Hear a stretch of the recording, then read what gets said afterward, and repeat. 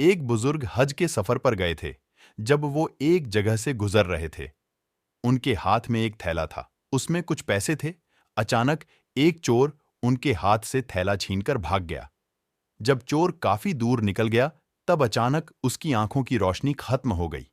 आंखों की रोशनी जाते देख उस चोर ने रोना शुरू कर दिया। जब लोगों ने चोर से पूछा, भाई क्या हुआ, तो वो कहने लगा, मैंने एक आदमी का थैला छीना है। वह कोई बद्धा अल्लाह जब का लोगों ने करीबी बंदा पूछा लगता है। कि यह किस्सा मेरी कहाँ आंखों की पेश रोशनी आया, चली गई। तो कहने लगा, खुदा के लिए मुझे उसके फलां पास नाई की पहुंचा दो दुकान के ताकि करीब मैं पेश उससे आया। माफी मांग सकूं। लोग उसको उस दुकान पर ले गए और नाई से पूछा कि इस तरह का कोई आदमी यहां से गुजरा है, आप उसे जानते हो? उसने कहा, मुझे उसका घर तो पता नहीं, हां, मगर नमाज के लिए वह आते जाते रहते हैं, अगली नमाज के लिए फिर आएंगे। लोग इंतजार में बैठ गए। वह बुजुर्ग अपने वक्त पर तशरीफ लाए। लोग उस चोर को उनके पास ले गए तो उस चोर ने जाकर उनके हाथ पांव पकड़ लिए कि मुझसे गलती हो गई, गुनाह हो गया, नादिम हूं, शर्मिंदा हूं, मेरी आंखों की रोशनी छिन गई, आप अपने पैसे वापस ले लीजिए और मुझे माफ कर दीजिए, ताकि अल्लाह ताला बुजुर्ग कहने लगे, आंखें ठीक कर दे कि मैंने तो तुझे पहले ही माफ कर दिया है। यह सुनकर चोर बड़ा हैरान हुआ।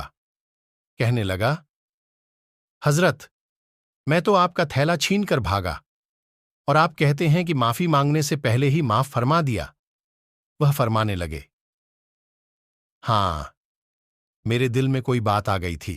फरमाने लगे, मैंने एक हदीस पढ़ी जिसमें नबी अकरम मोहम्मद मुस्तफ़ा सल्लल्लाहु ताला अलैहि वसल्लम ने फरमाया कि क़यामत के दिन जब मेरी उम्मत का हिसाब पेश किया जाएगा तो मैं उस वक़्त तक मीज़ान के करीब रहूंगा जब तक मेरे आखिरी उम्मती का फैसला नहीं हो जाता। मेरे दिल में यह बात आई कि अगर मैंने इस चोर को माफ नहीं किया तो क़यामत के दिन यह मुकदमा पेश होगा और जितनी देर मेरे मुकदमे का फैसला होने में लगेगी, अल्लाह के नबी अलैहिस्सलाम को उतनी देर जन्नत से बाहर रहना पड़ेगा।